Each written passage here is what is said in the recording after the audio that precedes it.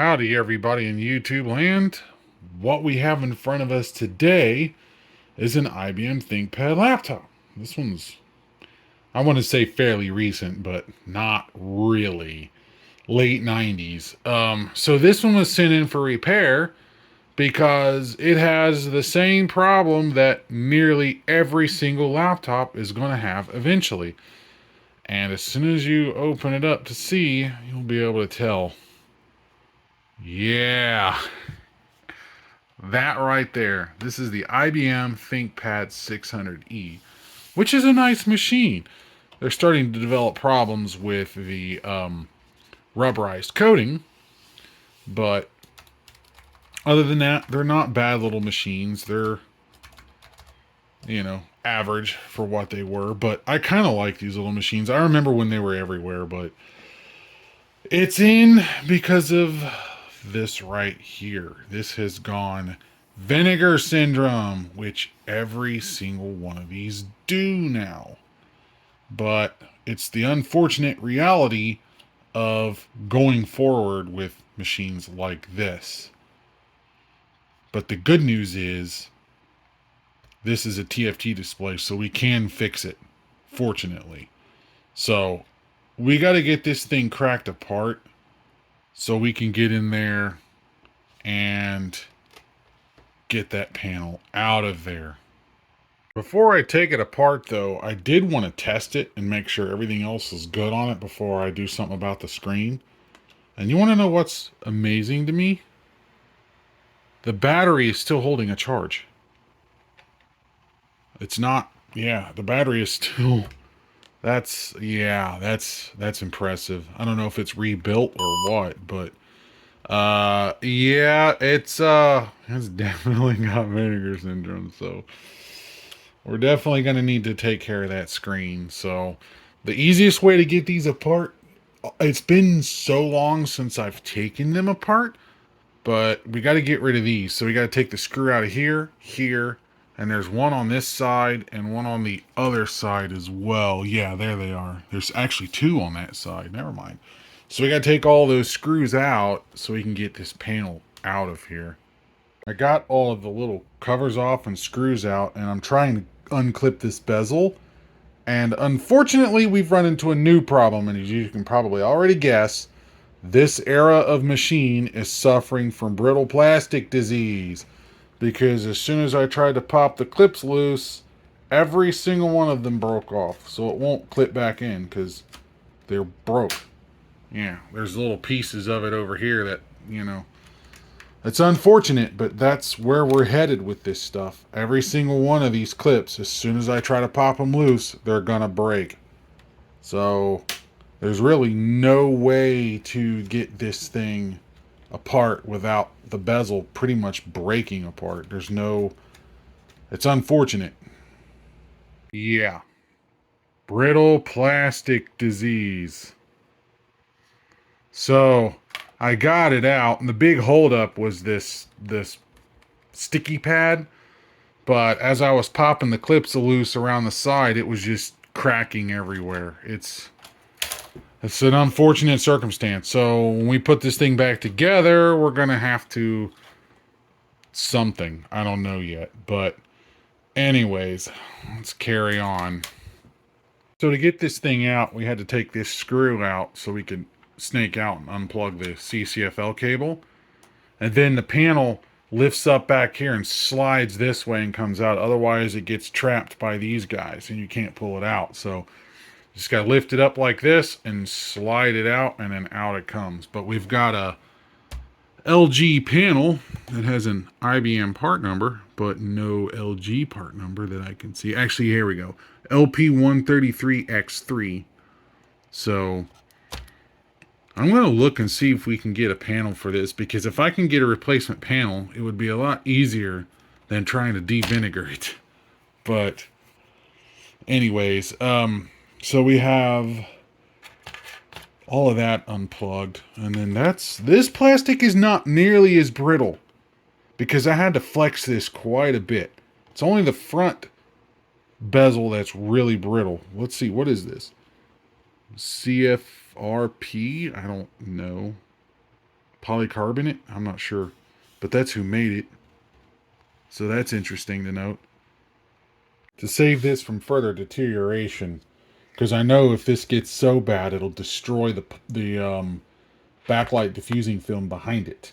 So I need to get this stuff peeled off before I go any further.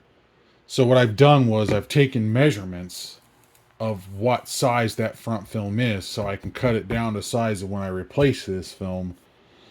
But in the meantime, I got to get it out so I can get up under here and start peeling this guy off and getting rid of it, because this is just going to be a nightmare otherwise. Wow, this stuff is strong. Ugh. But yeah, this is the PVI bonding agent, or PVA, polyvinyl acetate bonding agent, that fails. And it's what kills the polarizer. So I got to get all this glue off. That way there's no more issues with degradation here. The big thing here is we got to get this adhesive off before it starts to really cause a problem, because I've already removed the backlight assembly. It's fine. The rear polarizing film is fine for now, but I've generally learned if it starts on one side, it will on the other eventually. So I just got to be super careful with these ribbon cables, not to nick those cables, and start getting all of this crap off of here.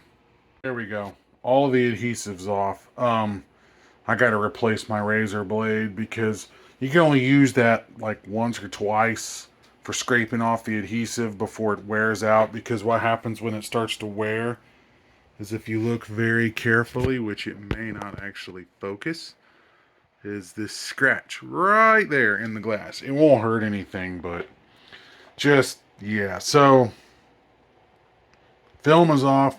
The backside film is actually still good for now. So we're just going to go ahead and put this away, because I did get a replacement panel. So here's the replacement. Now, the replacement is a Hitachi. So I don't know if it's going to work, but we about to find out. We do have an IBM FRU part number, so this is an IBM panel. But they must have used a few different displays in that particular machine, which is okay, as long as this cable matches. So it'll be interesting whether this panel actually works or not, but we're going to find out. All right, well, here comes the fun part. Does it work or does it not? Let's get our power plug plugged in here. Okay. Turn you on.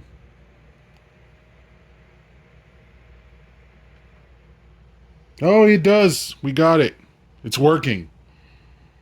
Perfect.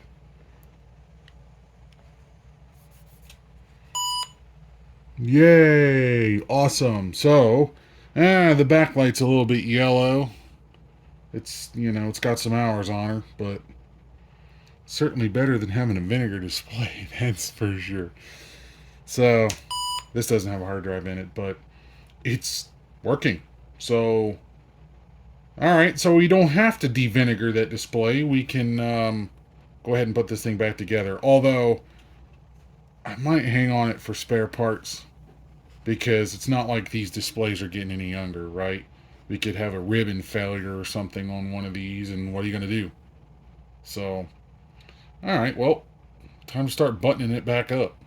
Before I can even begin to put this thing together, I had to grab my glue over here, my cement, and then I had to start. I found all the clips, so my goal here is to get all of these clips glued back into place and let it cure.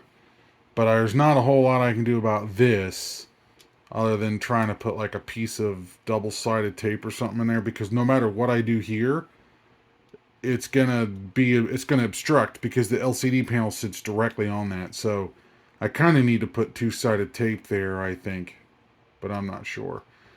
More importantly, though, I have to get that glued in so there's at least it'll stay in place.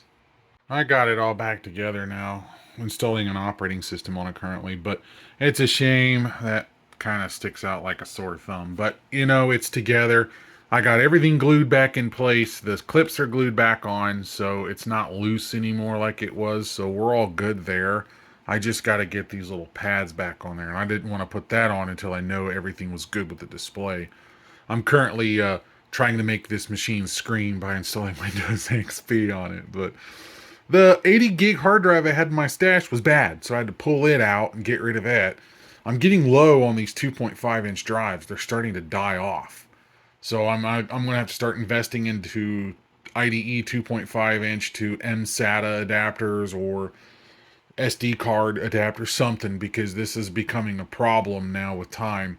So many things are becoming a problem now, like this friggin' rubber coating is coming off everywhere. You know, these little doors have a rubber, I don't know what you call it, like a binding agent, and they're falling apart. So these things are just, you know, maybe some TPU could fix that. Who knows? But it's a problem, and there's not a whole lot I can do about it. And that's just another point that I want to make here is that computers have two end of lives. We have the end of life by obsolescence, which we all know about. You know, Windows, everything, it gets slow because progression of software, so it can't keep up. You can't put the latest versions of the operating systems on it. You can't browse the internet with it, you know, because of just obsolescence through the marching on of technology. So that's the end of life in the way we understand it, but it's not truly end of life because you can still continue to use the machine, right? But then that's when we run into the second end of life, which is the actual end of life just from simple physics. Like all the plastics are starting to break down, the screens are going vinegar, the hard drives are dying, you know, chips are going bad on the motherboard, things like that. That's the ultimate end of life with these machines. And I think we're just about there with these. So we need to enjoy them as much as we can at this point.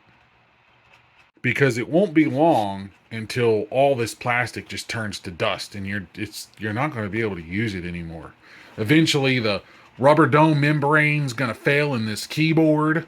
The rubber's going to melt. The membrane's going to oxidize and no longer conduct. You know, all the plastics are going to crap out, like I said earlier. You know, there's just so much that's going to happen to these. So you need to enjoy them while you can. I went ahead and switched rooms. I'm in the main room now, but I've left this laptop plugged in for 24 hours now. I'm actually running Windows XP on a Pentium 2 and installing all the updates. And all I'm doing with this is just exercising it. I'm not going to use it like that. It is completely unusable, but this is more for giving it a workout to make sure I'm not going to have any other hardware failures before I box this thing back up and send it out. Just making sure everything is going to work okay. And it looks like it is. I'm not having any problems with this machine at all. And that's pretty much it. So once this is done, I'm going to shut this thing down, pull the hard drive back out because it didn't come with one. I put mine in it. Pull the hard drive back out and box it up and send it on down the road. Here we are the next day, and everything seems to be working fine. I've had no other issues. There's been no weird crashes or shutdowns or anything like that, and I'm currently starting up off the main battery, so I'm pleasantly surprised. And it's actually nice to have a quote unquote simple video and kind of not so crazy elaborate. We just replaced the panel. Yeah, we got brittle plastic, but there's not a whole lot we can do about that. We just replaced the panel, and that's all we really needed to do. The only problem is these little clippity doodly things are broken because they use this rubberized hinge that falls apart and cracks. There's really no way to fix that except to make new ones. But anyways, I think we're just going to go ahead and wrap this video up. So if you enjoyed this video, don't forget to hit the like and subscribe and all that fun stuff. Please feel free to leave a comment If you have one, we will come back later and revisit the vinegar display and put some new film on it and try it in another machine eventually. We'll see what happens with that. But anyways, until next time, guys, thank you for watching.